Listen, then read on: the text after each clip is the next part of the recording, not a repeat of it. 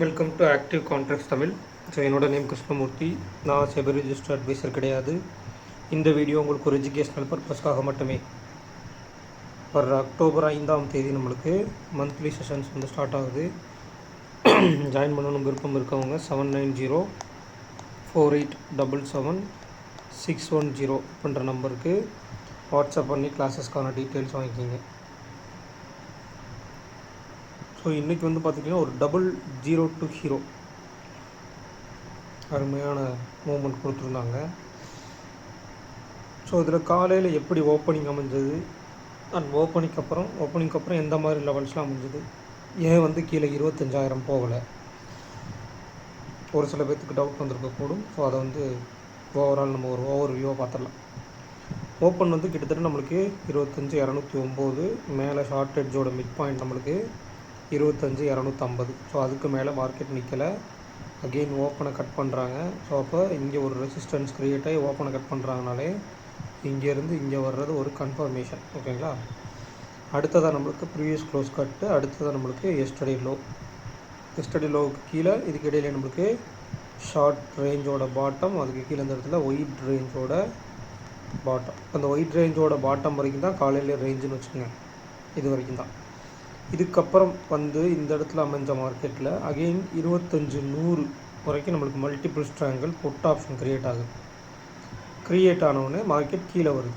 Again மறுபடியும் multiple strangle put ஆப்ஷனுடைய கண்டினியூஷனாக 25,050 அண்ட் 25,000 வர்றாங்க. ஆனால் மார்க்கெட் போகலை. நல்லா நீங்கள் ஒரு கவனிக்க வேண்டிய விஷயம், அந்த எக்ஸ்பைரி டேயில் இந்த கண்டினியூஷன் இருக்கும் அப்படின்னா அந்த கண்டினியூஷனுக்கு உங்களுக்கு அடுத்த வீக் கான்ட்ராக்ட், நெக்ஸ்ட் வீக் கான்ட்ராக்டில் ஐடிஎம் டு ஓடிஎம் பர்சன்டேஜஸ் அதிகமாக இருக்கணும். சரிங்களா. கீழே நம்மளுக்கு ரேஞ்சு பெருசாக இருக்கணும். அதுக்கு எங்கே இருக்கணும் மார்க்கெட்டு, இந்த 100ஐயும் கடந்து போகணும் அப்படின்னா ஒன்று 150 ஓப்பன் ஆகிருக்கணும், இல்லை நியர்பை இந்த 150க்கு அந்த லெவலில் எஸ்டர்டே லோவுக்கு நியர்பை ஓப்பன் ஆகிருந்தால் இன்னும் நம்மளுக்கு 25,000 வரைக்கும் போயிருக்கும். ஏன் போகலை அப்படின்னா இங்கேருந்து வந்திருக்காங்க 250லேருந்து உங்களுக்கு வந்திருக்காங்க. 250லேருந்து வர்றது ஆல்ரெடி 150 பாயிண்ட் உங்களுக்கு மூவ்மெண்ட் நடந்துருச்சு. அகெயின் மறுபடியும் இன்னும் போகுன்றது வாய்ப்பு ரொம்ப ரொம்ப கம்மி. அதை என்றாவது ஒரு சில நடைபெறும். எல்லா நாளுமே அது நடைபெறாது. அப்போ இன்றைக்கி எக்ஸ்பைரி வேறு. அப்போ உங்களுக்கு மார்க்கெட் இங்கேருந்து கீழே வந்த மார்க்கெட்டுக்கு ஐடிஎம் புட் ஆப்ஷனுக்கு ரியாக்ட் ஆகி அகெயின் என்ன பண்ணுறாங்க, மேலே போகிறாங்க. 100 கட் பண்ணிவிட்டு மேலே போகிறாங்க. ஸோ இதுக்கிடையில் நம்மளுக்கு 135ன்ற மேலே இருக்கக்கூடிய ஒயிட் ரேஞ்சோட பாட்டமும் அதை கட் பண்ணோன்னே நம்மளுக்கு ஒரு கன்ஃபர்மேஷனு. ஸோ அகெயின் மேலே நம்மளுக்கு ஓப்பன், அதுக்கு மேலே நம்மளுக்கு ஷார்ட் எட்ஜோட மிட் பாயிண்ட். இப்போ ஷார்ட் எட்ஜோட மிட் பாயிண்ட்டுக்கு மேலே ஓப்பனுக்கு மேலே வந்து ஷார்ட் எட்ஜோட மிட் பாயிண்ட் வர்றாங்கன்னா அப் ட்ரெண்ட் போகணும் தானே. ஏன் போகலை அப்படின்னா ஒயிட் எட்ஜோட மிட் பாயிண்ட் 25,300க்கு மேலே இருந்தால்தான் அது வந்து பாசிட்டிவ். அதர்வைஸ் அங்கே பாசிட்டிவ் கிடையாது. அப்போ ஒரு புட் ஆப்ஷனுக்கு ஒரு 0 to ஹீரோ கொடுத்துட்டு கால் ஆப்ஷனை கரைச்சி கால் ஆப்ஷனுக்கு ஒரு 0 to ஹீரோ கொடுத்துட்டு அகெயின் அவங்க 25,200க்கு கீழேயே க்ளோஸ் வச்சுக்கிறாங்க. சரிங்களா. நம்மளுடைய ஷார்ட் எட்ஜோட பாட்டத்துக்கு கீழே க்ளோஸ் வச்சுருக்காங்க.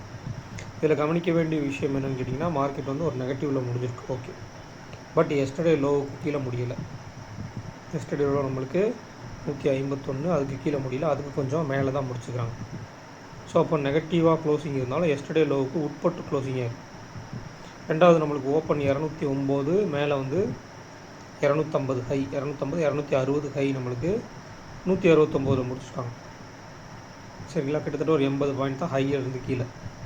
அப்போ ஒரு ஓப்பன்லேருந்து கீழே வந்து ஒரு லோ வச்சுட்டு லோ டு ஹை போய் ஹைக்கு கீழே வந்து மிட் பாயிண்டில் க்ளோசிங் வச்சுருக்குறாங்க அப்படின்றத இதில் வந்து தெரியுது. அப்போ நாளைக்கு மார்க்கெட்டு எப்படி இல்லாமல் இருக்கிறதுக்கு வாய்ப்புன்னு பார்க்கணும். சரிங்களா.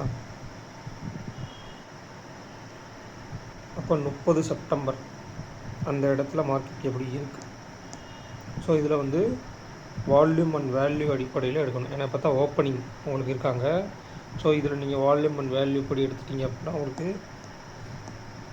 கிட்டத்தட்ட 1 2 3 4 5 6, சரிங்களா, 6 ஸ்ட்ரைக் ப்ரைஸ் எடுக்கும்போது நம்மளுக்கு மார்க்கெட் முடிஞ்சிருக்க இடத்துக்கு கீழே உள்ள புட் ஆப்ஷன் அப்படின்னு எடுத்துக்கிட்டிங்க அப்படின்னா 25,100 புட் ஆப்ஷன் இங்கே இருக்காங்களா, 25,100. ஸோ மேலே உள்ள கால் ஆப்ஷன் எடுத்துட்டிங்க அப்படின்னா 25,200.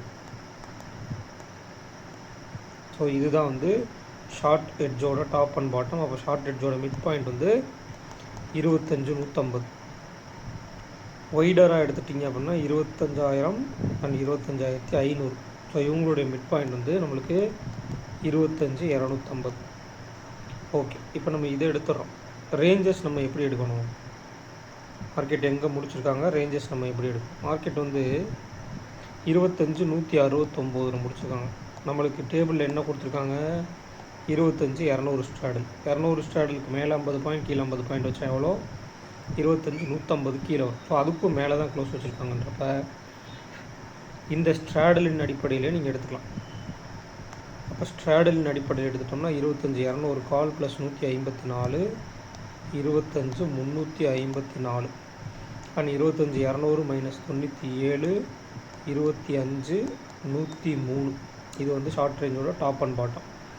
ஒயிட் ரேஞ்ச் அப்படின்னு எடுத்துட்டிங்க அப்படின்னா கிட்டத்தட்ட உங்களுக்கு 251, 251 பாயிண்ட். அப்போ கிட்டத்தட்ட இதில் வந்து நம்மளுக்கு 25,451 அப்படின்றது ஒயிட் ரேஞ்சோட டாப்பு.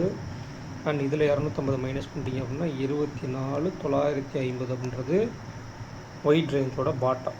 இப்போ மார்க்கெட் ஒரு நெகட்டிவில் முடிஞ்சிருக்கு. அகெயின் மார்க்கெட் நெகட்டிவில் போகணும்னா என்ன ஆகணும், கீழே நம்மளுக்கு ஷார்ட் ரேஞ்சோட பாட்டமை கட் பண்ணி ஒயிட் ரேஞ்சோட பாட்டம். ஷார்ட் ரேஞ்சோட பாட்டமை கட் பண்ணாலே அங்கே என்ன இருக்காங்க, நம்மளுக்கு எஸ்டர்டே லோ இருக்காங்க. அப்போ ஒரு ஓப்பன் இந்த இடத்துல நடைபெறுது.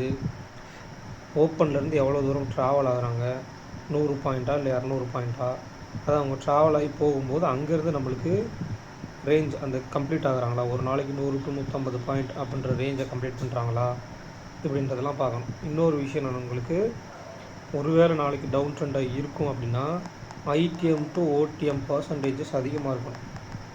பர்சன்டேஜ் சேஞ்ச் இன் பர்சன்டேஜ் வைஸில் அவங்க ஐடிஎம் டு ஓடிஎம் அதிகமாக இருந்தால் தான் ஃபர்தராக டவுன் ட்ரெண்டுக்கு போகும். ரெண்டாவது நம்மளுக்கு இம்ப்ளைடு வாலட்டிலிட்டி பார்க்கும். ஒரு ரேஞ்சுக்குள்ளே ஒரு 150 பாயிண்ட் உள்ள ஒரு 100 பாயிண்ட்ஸ்குள்ளே நடக்கிறதுலாம் பெரிய வாலட்டிலிட்டி கிடையாது. நல்லா புரிஞ்சுக்கணும் நீங்கள், பெரிய ரேஞ்சும் கிடையாது. சரிங்களா, இம்ப்ளைடு வாலட்டிலிட்டி இல்லாமல் அதுக்குள்ளே நடக்கும். இம்ப்ளைடு வாலட்டிலிட்டி இருந்தால் என்ன ஆகுன்னா, இந்த 150 பாயிண்ட் 200 பாயிண்ட்டாவோ இல்லை 250 பாயிண்ட் ரேஞ்சாவோ மாறும். ஸோ அதனால் இங்கே இம்ப்ளைடு வாலட்டிலிட்டி கம்மியாக தான் இருக்குது. ஸோ ஒரு பெரிய மொமெண்டம் அப்படின்னா ரேஞ்ச் பிரேக் அவுட் நடந்து மார்க்கெட் சினாரியோவில் பிரேக் அவுட் நடந்தால் தான் பெருசாக நடக்கும். இப்போ இன்றைக்கி பாருங்கள், எஸ்டர்டே லோ அதாவது 151 பிரேக் பண்ணிவிட்டு கீழே வந்துட்டாங்க. ஆனால் மல்டிபிள் ஸ்ட்ராங்கிள் புட்டு வந்து நம்மளுக்கு 100 வரைக்கும் இருந்தது, மேலே வந்து 250 தான் ஹை இருந்தது. அப்போ 250 to 100நாலே அங்கே 150 பாயிண்ட் கம்ப்ளீட் ஆகிடுச்சு ஒரு நாளைக்கு உண்டான ரேஞ்ச். அப்போ அதுக்கு மேலே பெருசாக அவங்களுக்கு எப்படி மொமெண்டம் கிடைக்கும். ஸோ அதை கொஞ்சம் அனலைஸ். உதாரணத்துக்கு எப்படின்னா, ஒரு 150 ஓப்பன் ஆகிட்டு மேலே போயிட்டு ஒரு 100 200 சம்திங் போயிட்டு அதுக்கப்புறம் கீழே வந்திருந்தாங்கன்னா அங்கேருந்து ஒரு 150 பாயிண்ட்றப்ப நம்மளுக்கு லாஸ்ட் வீக்குடைய லோ 25,050க்கு நியர்பை வந்திருக்கலாம். பட் 100ஓடைய அங்கே ஃபஸ்ட்டு தடை இருந்திருக்கு அப்படின்ற பட்சத்தில் அதோட மார்க்கெட் வந்து நிற்கிறான்.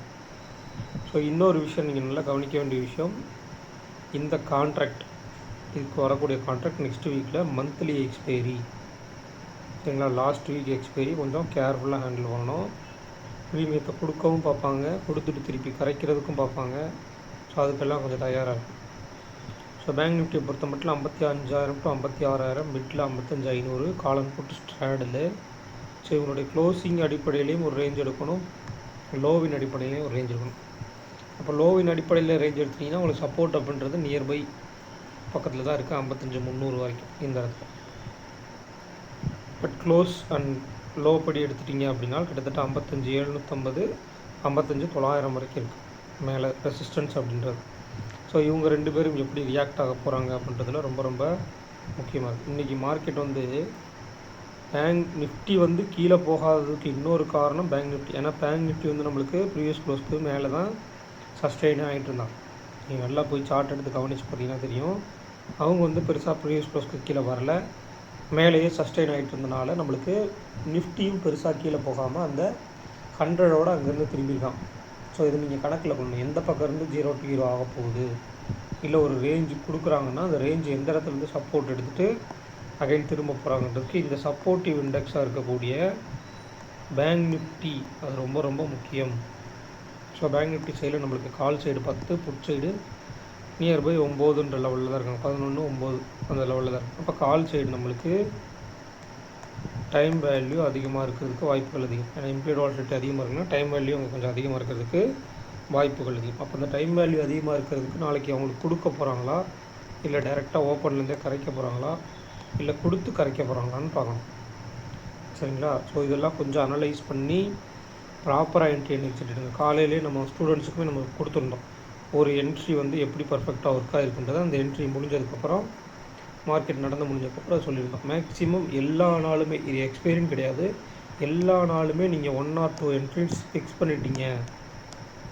அதனால தான் நம்ம மார்க்கெட் மினிமம் ஒரு 100 பாயிண்ட் ரேஞ்ச் எடுக்கிறோம். அந்த 100 பாயிண்ட்டுக்குள்ளே ஒரு ப்ரீமியம்ன்றது 50 பாயிண்ட் மூவ் ஆகும். அப்போ அந்த 50 பாயிண்ட்டுக்குள்ளே நம்ம ஒரு 30 பாயிண்ட்டோ இல்லை 40 பாயிண்ட்டோ எடுத்துகிட்டு வெளியே வரணும். இது எல்லா நாளையும் ஸ்டாண்டர்டாக நீங்கள் வச்சுருந்தீங்க அப்படின்னால தான் உங்களால் சக்ஸஸ்ஃபுல்லாக பண்ண முடியும்.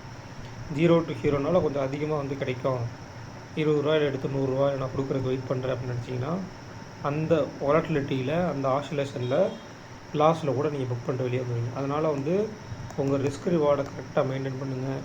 எக்ஸ்பைரிக்காக மாற்றாதீங்க, ரூல்ஸை மாற்றாதீங்க.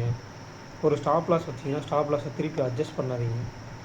அதாவது ட்ரைலிங் எஸ்எல் இருந்தால் ஓகே, உங்களுடைய பிரேக் ஈவனுக்கு மேலே போய் ட்ரையல் பண்ணுறீங்கன்னா ஓகே. பட் உங்கள் பிரேக் ஈவனுக்கே மேலே போகலை, கீழே ஸ்டாப் லாஸ் கிட்ட நியர்பை வர்றாங்கன்னா திருப்பி அந்த ஸ்டாப் லாஸ் எடுத்துகிட்டு போய் இன்னும் கொஞ்சம் கீழே வைக்கிறது, அந்த மாதிரிலாம் பண்ணாதீங்க. நிறைய பேர் அப்படி தான் பண்ணுற மாதிரி மெசேஜ் பண்ணுங்க, அந்த மாதிரிலாம் பண்ணக்கூடாது. ஸோ அதெல்லாம் வந்து ஒரு கேம்லிங் மைண்ட் செட்டில் போயிடும். நீங்கள் ப்ராப்பராக வந்து ஒரு அனலைசிஸ் பண்ணலை அப்படின்ற கட்டத்துக்கு போயிடும். ஸோ அதனால் வந்து கேர்ஃபுல்லாக பண்ணுங்கள். இந்த வீடியோ பிடிச்சிருந்துச்சு அப்படின்னா லைக் பண்ணுங்கள், ஷேர் பண்ணுங்கள், சப்ஸ்கிரைப் பண்ணுங்கள். மறக்காமல் கருத்துக்களை வந்து கமெண்ட் செக்ஷனில் கமெண்ட் பண்ணுங்கள். நன்றி, வணக்கம்.